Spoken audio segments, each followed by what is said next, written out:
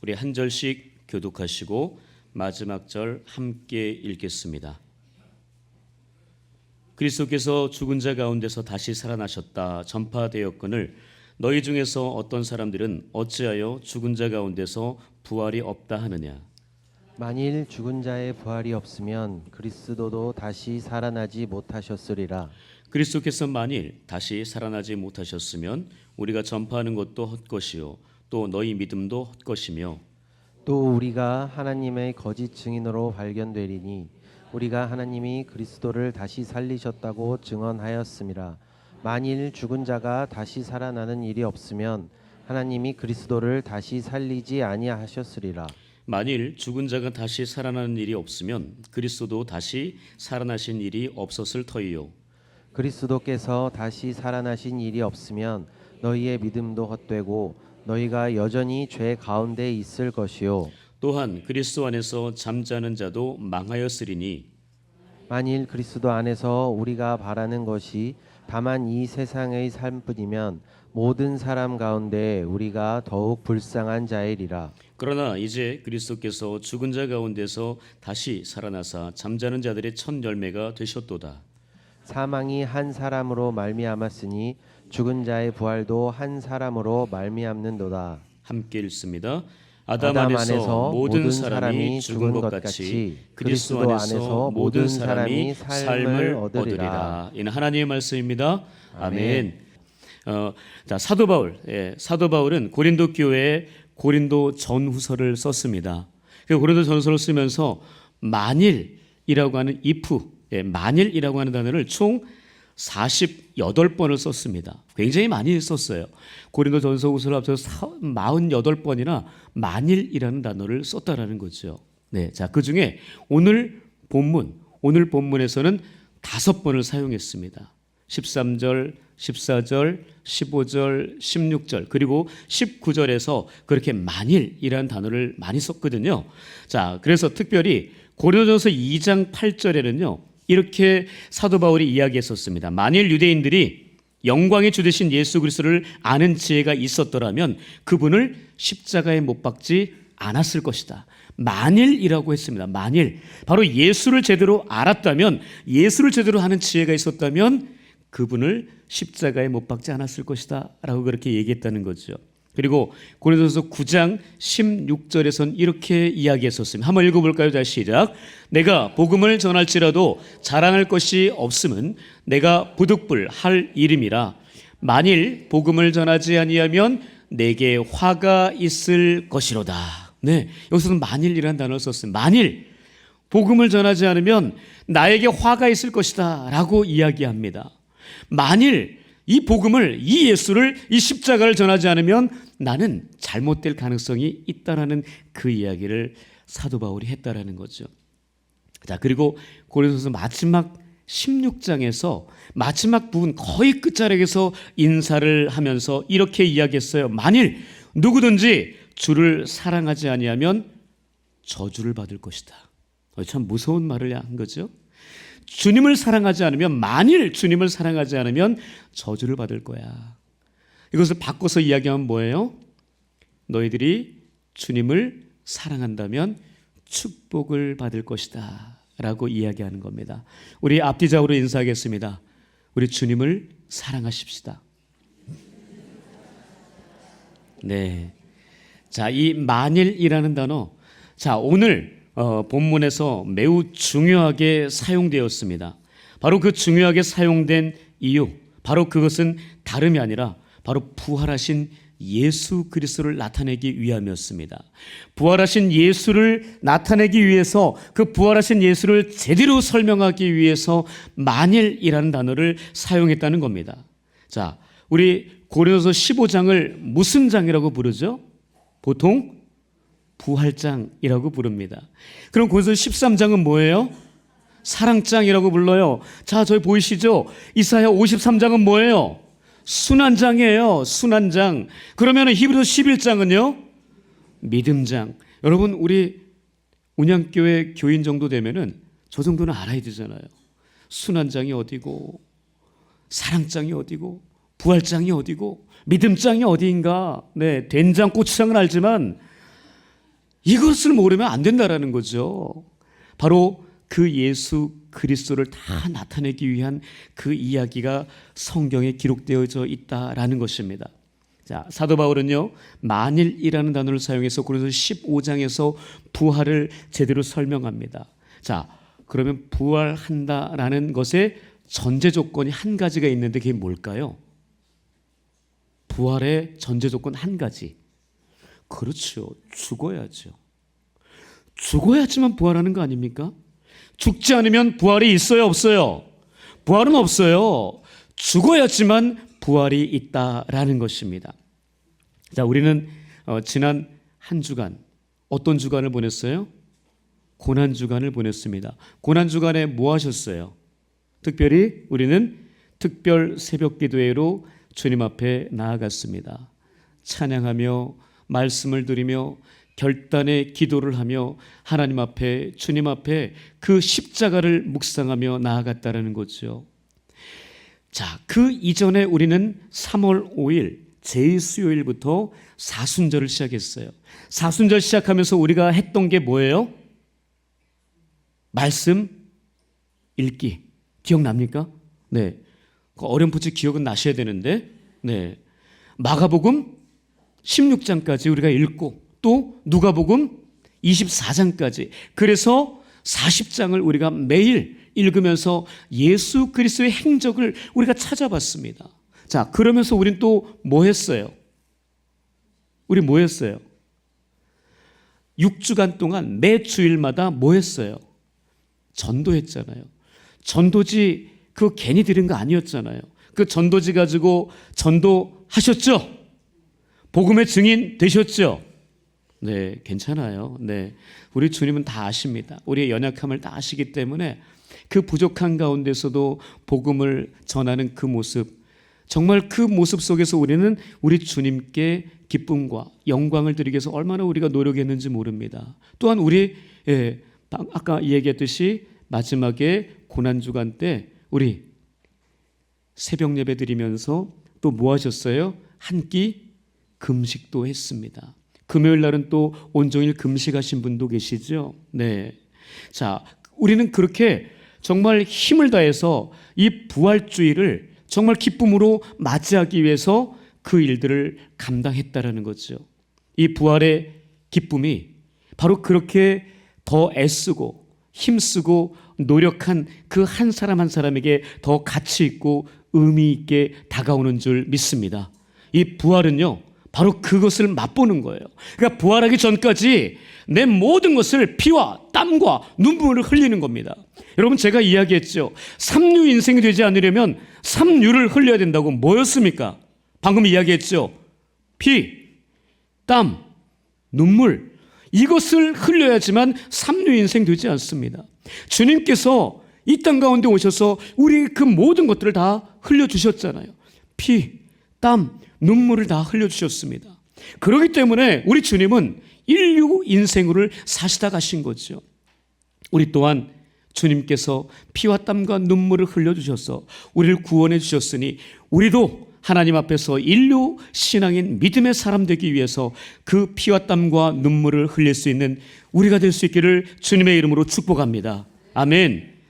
여러분, 우리가 이 부활의 기쁨, 너무나 행복한 이 시간을 맞이하기 위해서 우리가 그런 애씀과 노력이 있었는데, 여러분 이 말을 혹시 기억하시죠?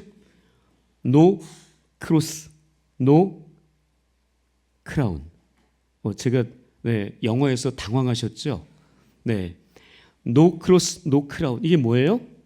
십자가 없이는 부활, 영광 없다라는 겁니다. 여러분, 그 이야기는 뭐예요? 그만큼 내가 애를 써야지, 예수 그리스도께서 십자가의 고난을 당하셔야지 부활의 영광이 있다라는 이야기 아니겠습니까? 우리가 또 잘 아는 no pain, no gain이라는 단어, 바로 그런 거 아니에요?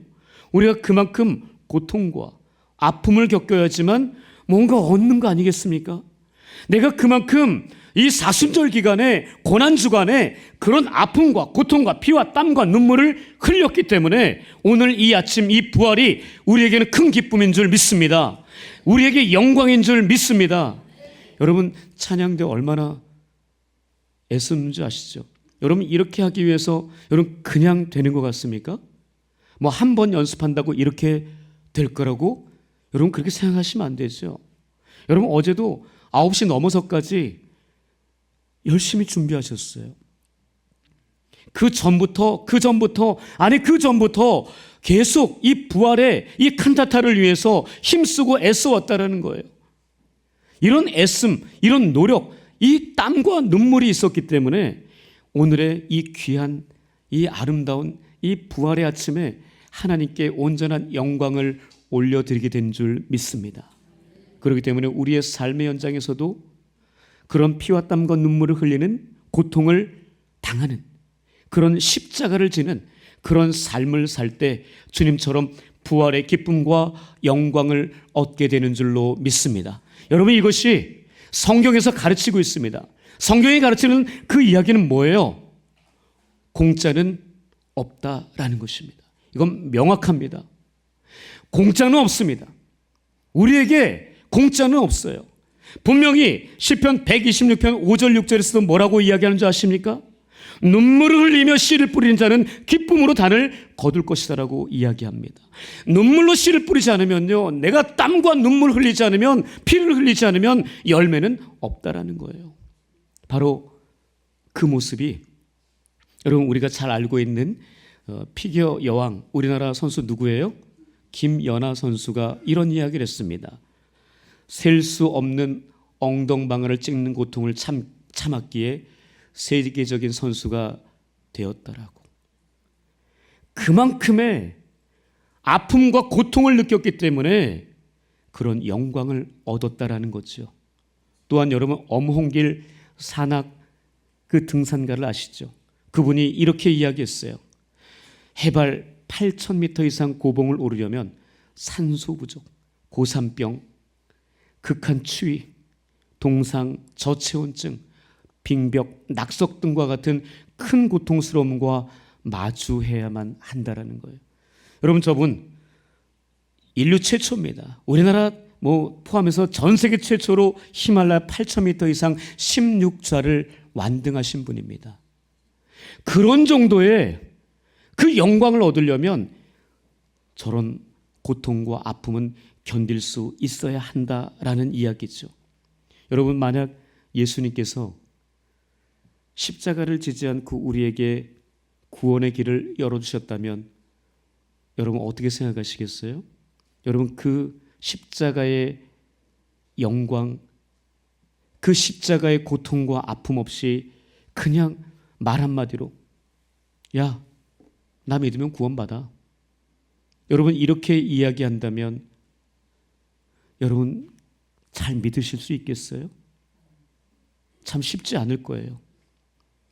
예수 그리스도께서 십자가의 고난을 당하셨기 때문에 예수 그리스도께서 그 십자가 위에서 물과 피를 다 쏟아주셨기 때문에 그 가시관을 쓰셨기 때문에 그 조롱과 핍박, 비방과 그 모든 그 살점이 떨어져 나가는 그 채찍을 맞으셨기 때문에 여러분 그 부활이 그 구원이 가치 있는 것 아니겠습니까?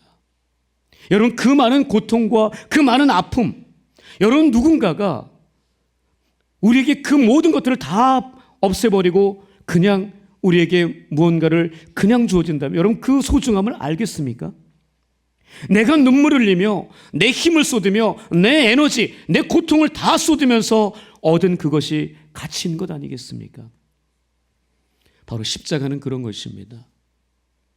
그런 고난과 고통의 십자가가 있었기 때문에 우리 주님께서 이 부활의 기쁨, 부활의 영광을 받게 되시는 줄 믿습니다. 여러분 오늘 본문에서 사도 바울이 만일이라는 이 단어를 이용해서요 6가지의 부활의 이야기를 하고 있습니다. 부활을 강조하기 위해서 만일이라는 단어를 6번이나 사용하면서 그 이야기를 하고 있습니다. 자, 첫 번째가 이것입니다. 한번 보시겠습니까? 만일 죽은 자 예수의 부활이 없었다면 우리는 어떻게 될 것인가? 예수 그리스도는 어떻게 될 것인가? 첫 번째입니다. 파란색 글씨 한번 읽어볼까요? 자, 시작. 그리스도의 부활이 없게 됩니다. 만일 죽은 자 그 부활이 없었으면 예수 그리스도의 부활은 없다라는 겁니다. 자, 말씀 읽어볼게요. 13절과 16절입니다. 시작. 만일 죽은 자의 부활이 없으면 그리스도도 다시 살아나지 못하셨으리라. 만일 죽은 자가 다시 살아나는 일이 없으면 그리스도도 다시 살아나신 일이 없었을 터이요. 분명히 사도 바울은 이야기합니다. 만일 죽은 자가 살지 않았다면 예수 그리스도의 부활 없었다라고 이야기합니다. 두 번째입니다. 복음 전파와 믿음이 헛것이 될 것이다라고 이야기합니다. 14절 같이 읽겠습니다. 시작. 그리스도께서 만일 다시 살아나지 못하셨으면 우리가 전파하는 것도 헛것이요 또 너희 믿음도 헛것이다라고 이야기합니다. 예수 그리스도가 만일 살아나지 않았다면 우리의 믿음도 헛것이고 우리가 복음을 전파하는 그 모든 것들도 다 헛것이다라고 이야기합니다. 아무것도 아니랍니다. 자, 세 번째입니다. 하나님의 거짓 증인이 된다라고 이야기합니다. 바로 예수가 살아나지 않았다면, 만일 예수가 부활하지 않았다면 우리는 거짓 증인이 된다는 거예요. 자, 15절 상반절입니다. 시작. 또 우리가 하나님의 거짓 증인으로 발견되리니 우리가 하나님이 그리스도를 다시 살리셨다라고 증언하였습니다. 우리가 하나님을 증거하는데 우리는 하나님께서 행하지 않은 그 일을 전하는 거짓말장이 그런 사람이 되고 만다라는 거죠. 바로 죽은 자 예수 그리스도가 살지 않았다면 우리는 그런 거짓 증인이 되고 만다라는 것입니다. 네 번째입니다. 여전히 우리는 죄 가운데 있게 됩니다. 예수 그리스도가 부활하지 않았다면 우리는 여전히 죄 가운데 있게 된다라고 이야기합니다. 17절 같이 읽겠습니다. 시작. 그리스도께서 다시 살아나신 일이 없으면 너희의 믿음도 헛되고 너희가 여전히 죄 가운데 있을 것이다. 여전히 죄 가운데 있어요. 우리의 죄는 해결되지 않습니다. 우리는 그 죄 때문에 하나님 나라 들어가지 못한다라는 거예요. 하나님과의 관계도 회복되지 못한다라는 겁니다. 우리는 여전히 죄 가운데서 허덕이며 죄의 삭은 뭐예요? 사망. 바로 그 죽음으로 달려가는 인생밖에 되지 않는다는 거예요. 그러니까 이 만일 예수 그리스도가 살아나는 것, 이것이 없었으면 우리는 아무것도 아닌 존재라는 겁니다. 다섯 번째입니다. 죽은 자들도 멸망하게 됩니다. 18절 시작. 또한 그리스도 안에서 잠자는 자도 망하였으리니 라고 이야기합니다. 죽은 자도 망하였다는 얘기는 뭐예요? 지금 예수 믿고, 아니 예수 믿다가 순교당한 사람들, 그 예수 믿다가 자연사한 사람도 있지만 그 순교당한 사람들, 그 모든 사람들이 다 그냥 끝인 거예요.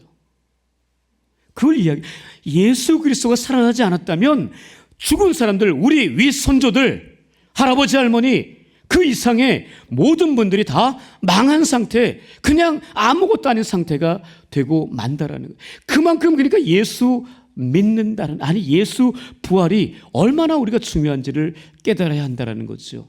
자, 마지막 여섯 번째입니다.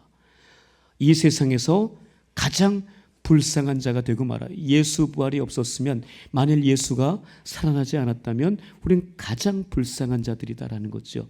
19절입니다. 함께 읽겠습니다. 시작. 만일 그리스도 안에서 우리가 바라는 것이 다만 이 세상의 삶뿐이면 모든 사람 가운데 우리가 더욱 불쌍한 자이리라. 예수가 살아나지 않았다면요, 우리가 지금, 여러분 이 자리에 우리가 지금 예배드리고 있잖아요. 이 부활절 예배드리고 있는데 아무것도 아닌 거예요. 얼마나 불쌍합니까? 어제 9시까지 그렇게 늦게까지 연습한 게 아무것도 아닌 거예요. 이 자리에서 예배드리고 있는 모든 것이, 아니 그 이전에 특별 새벽 예배 드린 거 아무것도 아닌 거예요. 예수가 살아나지 않았다면 내가 금식한 거 아무것도 아닌 거예요. 내가 지금까지 신앙생활한 것 아무것도 아닌 거예요. 예수가 살아나지 않았다면 우리는 가장 불쌍한 자, 그런 거예요. 가장 불쌍한 사람 아닙니까? 내가 그렇게 공들여서 내가 헌금하고 내가 그렇게 교회를 세워가면서 지금까지 살아왔는데 예수가 살지 않으면, 살아나지 않았다면 아무것도 아닌, 가장 불쌍한 인생, 헛짓거리한 거예요. 시간 낭비한 겁니다. 돈 낭비한 거예요. 여러분 그거 원하십니까? 그거 아니잖아요. 바로 예수 그리스도가 살아나신 것이 우리 인생 가운데 얼마나 중요한 일인데요. 그것을 사도 바울은 뼈저리게 느꼈어요. 만일 바로 예수 그리스도가 살아나지 않았다면 이 모든 것이 아무것도 아니라는 사실을 이 사도 바울은 명확하게 고린도전서 15장 부활장에서 이야기하고 있습니다. 이 부활이 얼마나 중요한지. 여러분 다른 종교에 부활이 있습니까? 여러분 다른 종교에 부활 없습니다. 여러분 기독교만 가지고 있는 정말 다른 종교에는 없는 것 세 가지가 있어요. 바로 이것입니다. 죄사함이에요. 여러분 다른 종교 죄사함이 있습니까? 불교의 죄사함이 있어요? 유교의 죄사함이 있습니까? 없어요. 죄사함 받을 수 있는 종교는 오직 우리 주 예수 그리스도께서 만들어 놓으신 이 기독교, 예수를 믿는 기독교입니다. 그리고 부활도 마찬가지입니다. 죽은 자의 부활 없습니다. 우리는 예수를 믿음으로 말미암아 부활하는 그런 존재가 됩니다. 바로 그것은 예수 그리스도께서 그 모습을 보여주셨기 때문입니다. 그 예수를 따라서 우리는 부활하는 존재가 되어 우리는 천국의 소망을 갖는 겁니다. 천국에 갈 수 있는 그것을 얻게 되는 겁니다. 이것이 다른 종교에는 없습니다. 오직 예수를 믿고 그 예수를 통해서 죄사함 받고 그 부활하신 예수 그리스도와 함께 하나님 나라 천국에서 내가 살아갈 수 있다는 것. 여러분 이 세상이 다라면 우리는 가장 불쌍한 존재라고 이야기하는 겁니다. 그러나 우리의 목적, 우리가 예수를 믿는 이유는 이 세상이 아니라 저 하나님 나라, 영원한 하나님 나라인 줄 믿습니다. 그 예수 그리스도를, 부활하신 그 예수 그리스도를 우리가 다시 한번 우리 마음속에 깊이 새기고 이 부활절을 보낼 수 있기를 축복합니다. 여러분 이 부활은 우리 복음의 핵심이며 신앙의 핵심이라는 사실을 다시 한번 기억해야 할 것입니다. 그러므로 우리는 부활 신앙으로 살아야 하는 것입니다. 그래서 마지막 20절, 고린도서 15장 20절의 말씀을 함께 읽겠습니다. 시작. 그러나 이제 그리스도께서 죽은 자 가운데서 다시 살아나사 잠자는 자들의 첫 열매가 되셨도다.